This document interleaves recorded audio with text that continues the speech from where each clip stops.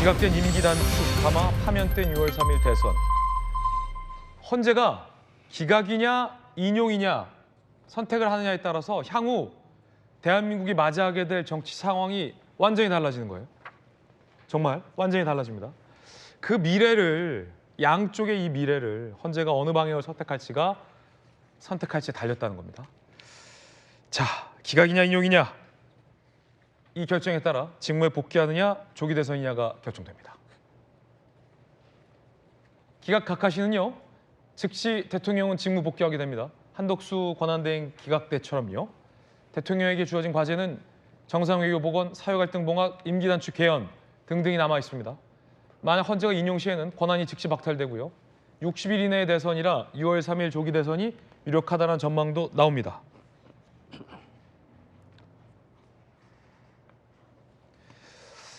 자, 만약에 기각 시에는 즉시 대국민 담화가 예상된다라는 보도도 있는데요. 함께 보시죠. 기각 혹은 각하로 대통령이 직무 복귀할 때 즉시 대국민 담화를 대통령은 준비해 놓지 않았을까요? 준비했겠죠. 자, 그 내용은 아마 이렇게 추측됩니다. 탄핵 심판의 소회, 국정 운영의 방향 제시, 임기 단축 개헌에 대한 청사진, 제2의 계엄 가능성 차단 등등에 대한 내용이 나올 것 같습니다. 무엇보다 대국민적인 어떤 유감 표명과 사과의 발언도 담길 것으로 해석이 되고 있습니다. 만약에 김영주 의원님, 네. 만약에 김영주 의원님이 대통령이라면, 지금 윤 대통령이라면, 혹은 윤 대통령의 어떤 최측근 참모라면, 만약 기각과 각하 시에는 어떤 내용의 대국민에게 드리는 어떤 메시지를 준비할까요? 우선 뭐 어제 권영세 비대위원장도 그런 말씀을 하셨습니다만은 결과적으로는 임기 단축에 대한 어떻게 해야 할 것인가에 대한 것을 조금 명확하게 하고, 또 일부에서 나오는 제2, 제3의 계엄의 가능성에 대해서 전혀 없음을 선언하고, 그리고 필요하다면 뭐 한덕수 총리를 그대로 쓸 것인지 바꿀 것인지에 따라서 지금 현재 통상 압박이 굉장히 세게 들어오지 않습니까? 트럼프 대통령이 25%라고 했는데 실제로 26%, 굉장히 우리나라 자동차, 철강 모든 산업 자체가 거의 뭐 경제 성장률이 0%까지 간다라고 하는, 또 환율 비상까지 있기 때문에 특단의 어떤 그 경제 비상 사태에 대한 국민 호소가 있고, 본인 스스로가 마지막 지난번 그 최종 변론에서 말씀 주신 것처럼 어떤 개헌과 실제적으로 보면 이제 하야의 임기 단축에만 집중하고 나머지 모든 정권은 국회와 총리한테 맡기겠다, 이런 말씀을 주시는 것이 뭐 국민을 그나마도 안심시키고 빨리 분위기를 전환시키는 방법이다, 저는 그렇게 생각합니다. 그렇군요. 아마 이제 개헌에 관련된 이야기가 나올 걸로 보이는데요. 어제 권영세 비대위원장도 방금 말씀 주신 것처럼 헌재 심판 결과 나오면 개헌을 추진하겠다라고 밝혔습니다. 그러면서 대통령도 임기에 연연하지 않겠다라고 밝혔는데요. 자, 권영세 비대위원장의 어떤 그 발언도 아마 이 대통령과의 어떤 교감 속에서 나온 게 아닐까라는 말씀을 주셨습니다.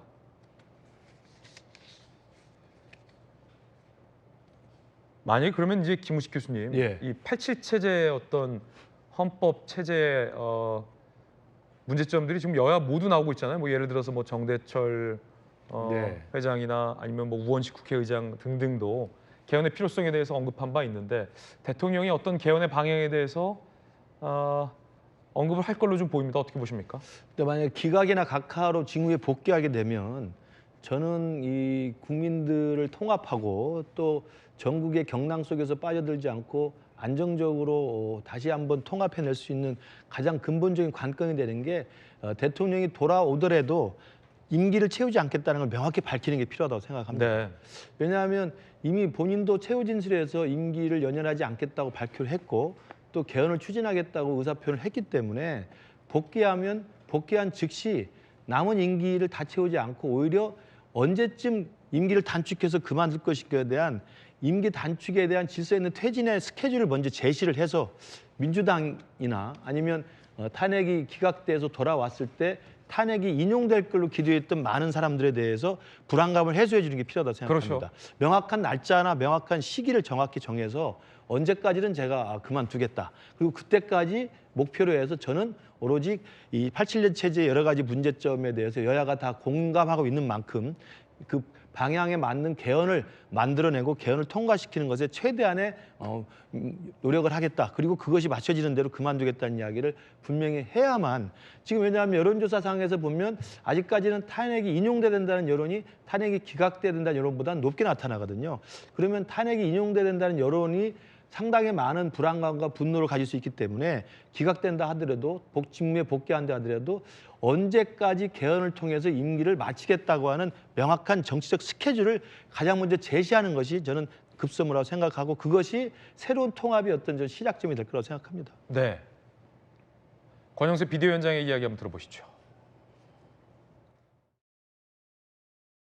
헌재 심판 결과 대통령 직무 복귀로 결정된다면 우리 당도 서둘러 적극적으로 개헌을 추진하겠습니다. 대통령께서도 임기에 연연하지 않겠다고 약속한 만큼 국민의 뜻을 모아 시대 정신에 맞는 헌법을 만드는 데 최선을 다하겠습니다.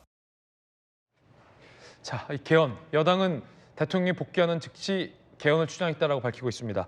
자, 그런가 하면 이재명 대표는 만약에 이제 인용이 되면 당대표직에서 물러나겠다 이런 얘기도 좀 들렸는데 박정희 의원님 어떤 얘기입니까?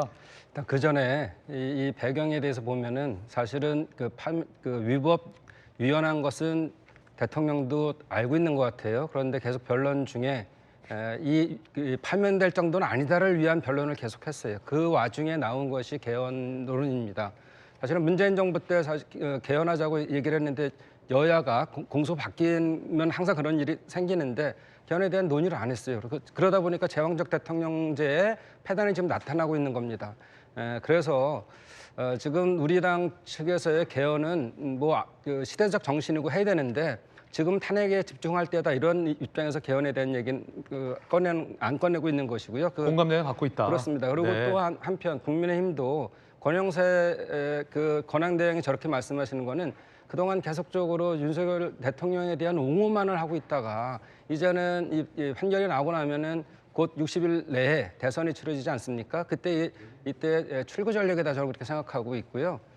그리고 그럴 리가 없겠지만 기각이나 각하가 되면 그거 자체의 논란이 또 생길 수가 있거든요. 어쨌든 저희 입장에서는 이 개헌에 대한 거는 당위성은 있고 이미 한 50년 지나지 않았습니까? 네. 아니, 40년 지나지 않았습니까? 그러니까 이런 것들이 바뀌어진 되지만 진정성에서 나오는 것이냐 뭐 이런 것들을 좀 따져봐야 될 것 같습니다. 네.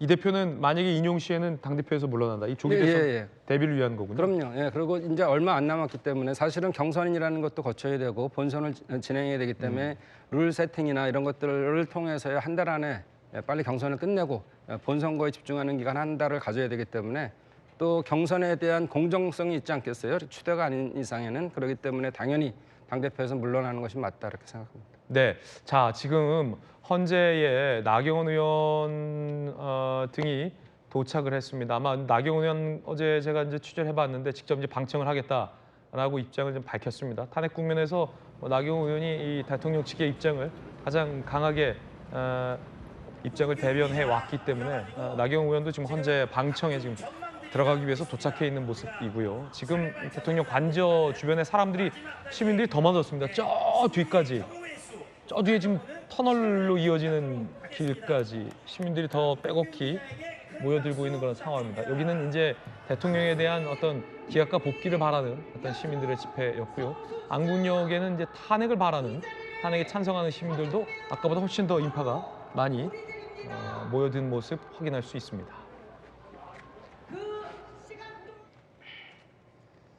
네, 저희들은요 60초 광고 보고 잠시 후에 돌아와서요 대통령의 헌재 선고 본격적으로 생중계해드리겠습니다. 어디 가지 마시고 60초 뒤에 저희와 함께 하시죠.